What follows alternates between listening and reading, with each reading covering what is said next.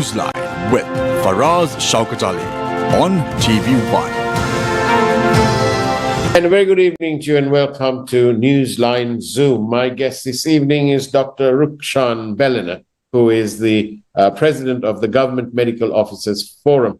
Good evening, Dr. Bellana, and welcome to the Newsline Zoom. Good evening, very good evening. Basically, Dr. Rukshan, I was going to ask you, there is a great deal of consternation around the country about the state of Sri Lanka's National Health Service. And we also read in the press that there's some form of no confidence motion being brought against the minister, adding to all these problems, apparently. Now, is it true? Are we really experiencing a shortage of drugs, of sort of underperforming drugs? Is this true, and how did we end up in this situation? Actually, to tell you, I had a meeting with the health minister, Mr. Kehelia, Dr. Kehelia Ramukwella, about 6 months ago, and I predicted that this situation would come up as a result of too much of corruptions taking place. That's number one reason, at the National Medicinal Drugs Regulatory Authority, NMRA. Yes. And the second reason I told him is, we have in the post-independent era, the worst Director General of Health Services in the country, right? So we have almost no administration, good governance in the health ministry. There are administrative lapses as well as the corruptions. I have a feeling if you do a costing for this inefficiency, general inefficiency in administration, it is very much more than the corruptions. So corruptions on top of it is the general inefficiency have caused the situation where even the drugs are going to be dangerous to be administered. The doctors are in fear of giving the medicines to the patients because of the uncertainty of its quality. So these are the two reasons that I can mention here. How did we end up in a position where some weeks ago I went to the Maragama Cancer Hospital, and speaking to some patients there, they told me that they had a lack of the medicine, for their chemo treatment, for example, and they had to sort of rely on the Red Cross Society. They had to do all sorts of things to get hold of this medicine. How come? How are we in this position? Why are we in this position? No, actually, Sri Lanka historically had one of the best healthcare systems in the world, especially in the Asian region. We were able to boast as if we are the best. In fact, the WHO had applauded or appreciated our services in the past as one of the best. Unfortunately, during the last 2 years, I would say that our head of the department or head of the health ministry, the technical head of the Ministry of Health, that is Director General of Health Services, have been very inefficient, and he seemed to be having no idea about the management of the health services as well as the health, supervision. Dr. Bellana, obviously you're talking about the Director General of the Health Services, but in so doing, and because he's not on this program with you to defend himself, we need to be mindful that what you're saying is your responsibility, and we will afford, obviously, the Director General an opportunity to respond if it is so required. Now, moving on, Dr. Bellana, what is the whole purpose in this exercise? Isn't it the ministry secretary who is the chief accounting officer for any purchases made by the ministry? And therefore, doesn't the secretary to the ministry, isn't there an obligation on his part or whoever the secretary is, or he or she, to ensure that quality standards are met. Why? What is the NMRA doing about this? Yeah, the NMRA is the most corrupt organization in the country as per our organization GMOF, and we have revealed so many corruptions. It has given no objection letters for 785 number of drugs to be imported to the country for the past 1 year. And that 785 number of medicines are the reason that have caused allergic reactions and a lot of other side effects, leave alone the inefficacy of the drug.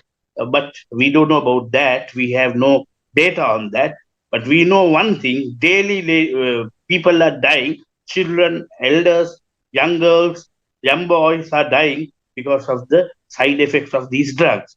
Number one is that, and number two is chief accounting officer has nothing to be accountable for the purchases that we do unless we report to him of quality failures. There are technical guys who should provide technical reports to the health secretary in order for him to stop it. And the technical head of the health ministry is none other than Director General of Health Services. So we are worried about the Health Services Director General, not about the Health Secretary. And the Health Minister will be guided by these of course, both of them. But the thing is, Health Director General of Health Services is responsible to carry out or to implement 137 acts regarding to health services in the country. And because of that, he had to be made accountable. He's a person who receives public funds as his salary, and he is living on public funds. So he cannot say he has his privacy, or he has to be answerable to what I say. So if the people are dying daily out of the drug quality issues, then who is going to be responsible? Can it be the minister? Can it be the secretary? No, it is the Director General of Health Services, because he is the Director General of Health Services. So we need, if now take the issue in Peradeniya, 21-year-old young girl dies of a food poisoning after eating a so-called kottu. Now look at this, just entire scenario. Eating a kottu and getting food poisoning is another breach of health services delivery. You look at health services, you go and eat some kottu or any food, and you get a serious food poisoning. That is again public health, matter. Public health. There's some breakdown in the system, and then that person comes to the hospital, injection being given, and she gets a probable allergic reaction. That's a number two. And number three is she comes to the one of the best and largest teaching hospitals in Sri Lanka, that is Peradeniya Teaching Hospital, and died of the probable allergic reaction, probable shock that she developed as a result of that injection. Can it be? That is a third problem. So this is not only in isolation about drug, shortage or drug inefficiency or poor quality drug. It's about the breakdown in the entire health service, because the person you come to a hospital, you get an allergic reaction to a drug we give, but should you die of it because you are already in the hospital? That is why we are there for 150,000 health workers are there. But isn't part of the problem that Sri Lanka doesn't have enough foreign exchange to purchase sufficient quantities of the drugs? This was the situation about 1 year ago. We didn't have enough money. Country was bankrupt. The country was not in a position to pay the suppliers. But the Indian government came up with a solution to provide us us some money on it was called Indian credit line, and Yeah. to purchase the drugs from the same country. And we have to do it, and we had a situation called emergency purchasing 1 year ago, because that was truly an emergency. But now after 1 year, you can't say emergency, because we have to emergency purchases means a short term matter. But how can you have a everlasting emergency purchasing? This is what So happened to Sri Lanka. what you're saying, Dr. Bellana, in short, what you're saying is that some people, some elements are taking advantage of that previous emergency and are continuing with this so-called emergency when there is no need to do that, and where we should be reverting to the original methodology of purchasing drugs. This is why I said Director General, okay? He's a general. Yeah, but do you agree with what my statement is? My I agree statement with is you. that It has no reason for a continuous purchasing on emergency basis. Continuously. All right. Thank you. On that note, let's go for a quick break, and we'll be back. We are in conversation with Dr. Rukshan Bellana from the GMOF, and let's listen to this evening's headline news. We'll see you on the other side of the break.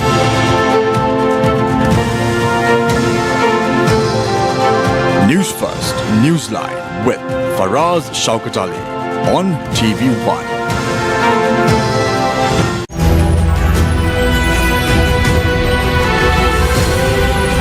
TV1. TV for life. Protests across Sri Lanka demanding solutions to the ailing healthcare system. Committee appointed to probe the deaths of patients in Peradeniya and Kandy. SLPP calls for special select committee on violation of privileges by former election commission. Agriculture Minister commends the President's fertilizer policy. 512,000 hectares of paddy fields were cultivated in the Yalla season after 10 years. Sri Lanka's tax revenue shows a positive growth during first 6 months of 2023. When a heart attack strikes, every minute makes the difference between life and death. With the right care and treatment at the hand of the most skilled surgeons and medical professionals. With the perfect environment for recovery. Darden's Heart Center, dedicated to you.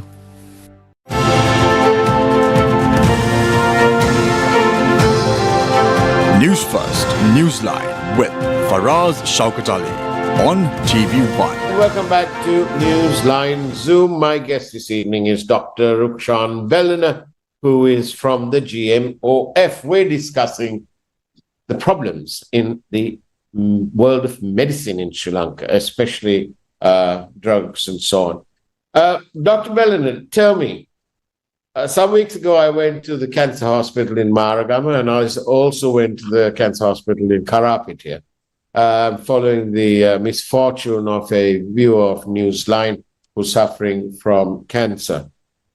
On the first occasion, she had part of her chemo provided by the hospital. The balance she was given a chit, and the Red Cross Society helped. Then we had a situation on another go, the second time round, where they didn't have any of the drug, and the entire thing had to be got from a pharmacy outside. And the third go, the drug was available in full, in totality, at the Maragama hospital. Now tell me, doctor, why is there such instability? Surely we need to have stability in the supply. At the moment, the health ministry has no good governance. It has no... But you said you spoke about corruption. Corruption and the administrative created bottlenecks. Tell me about that then. What is this corruption? Who's corrupt? There is a purchasing authority that can be State Pharmaceutical Corporation or the Ministry of Health. And in order for them to purchase, you need something called registration from the NMRA, or that is National Medicinal Drug Regulatory Authority. So you need, registration, and then you need to purchase the drugs. And in the history, Sri Lanka had no problems of these type of things. Now what we have is there is heavy manipulations happening. Tenders are called. If your person is not going to get the tender, there is recalling of the tenders. And then if the recalling is tenders, by that you cannot still have it, you delay or cancel the tenders. This is the pattern in Sri Lanka. Recalling the tenders, cancelling the tenders, and bringing again notices on purchasing it. Like that, it happens until your person is to be selected as the supplier. This is corruption. Okay, so this corruption had been there for the past 2 years in very heavy level. So we need to do something, and the patients are suffering now. As your question goes, this is a big calamity. The level of corruptions are so high, it has no regard to the Doctor, patient. On Newsline previously, we've spoken about the need to have transparency in all public appointments.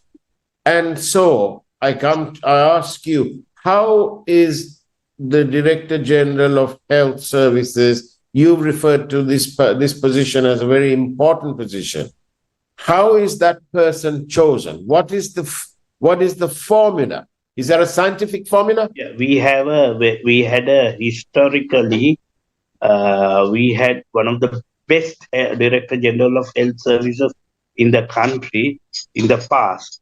And now what has happened is the last Director General of Health Services was brought in by the Cabinet of Ministers, and they appointed him in the most corrupt manner.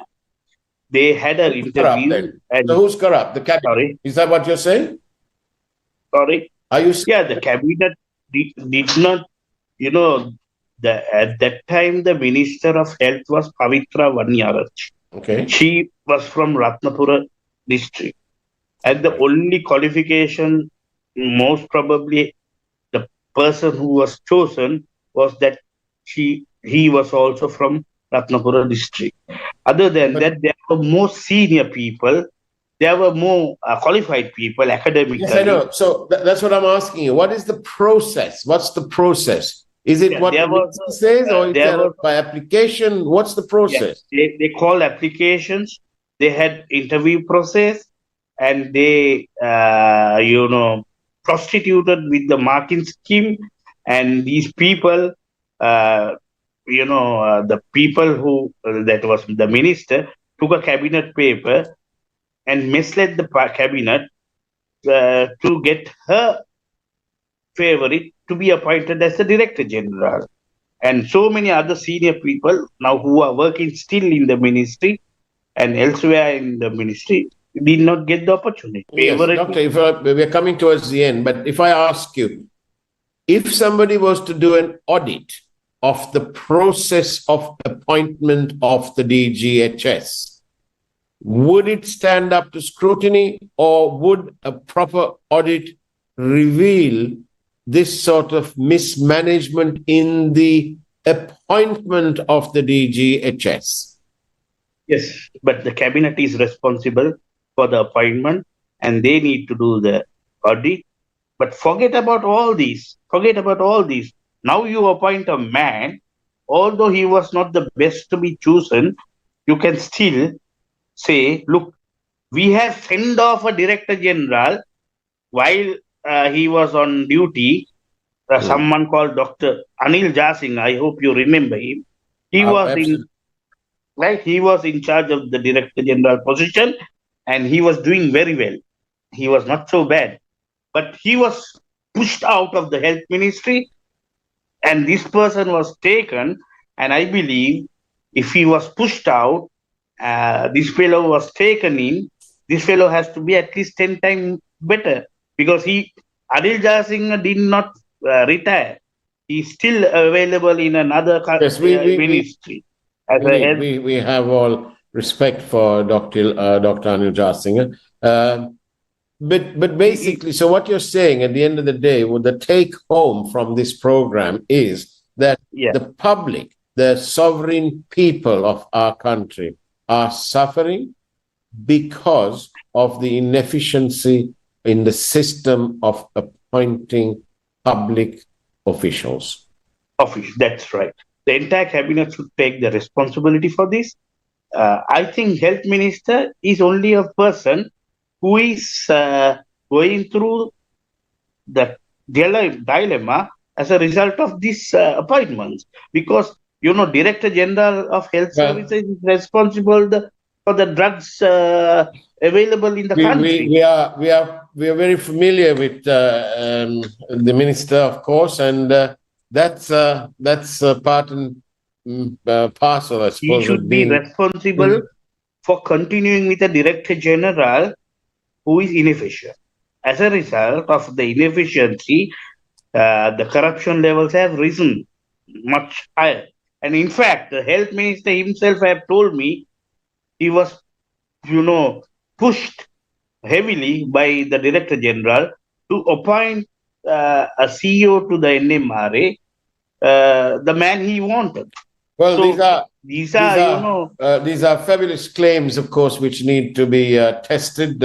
But if anyone feels that they need to have a right of reply, Navik Gunasekar from our program will be happy to entertain such a call and make the position available, the slot available. But in the meantime, Sri Lanka's public continues to suffer because forever and a day, here at Newsfirst, we've always said that we need to have transparency when it comes to public appointments, so as best to represent the interests of the sovereign people of Sri Lanka. On that note, it's now time to say thank you to Dr. Rukshan Bellana. Thank you very much, Doctor, for being on Newsline Zoom. And it's now time for the primetime news. But not before I say to you, try and have a good evening as much as you can. And take care, and God bless you all.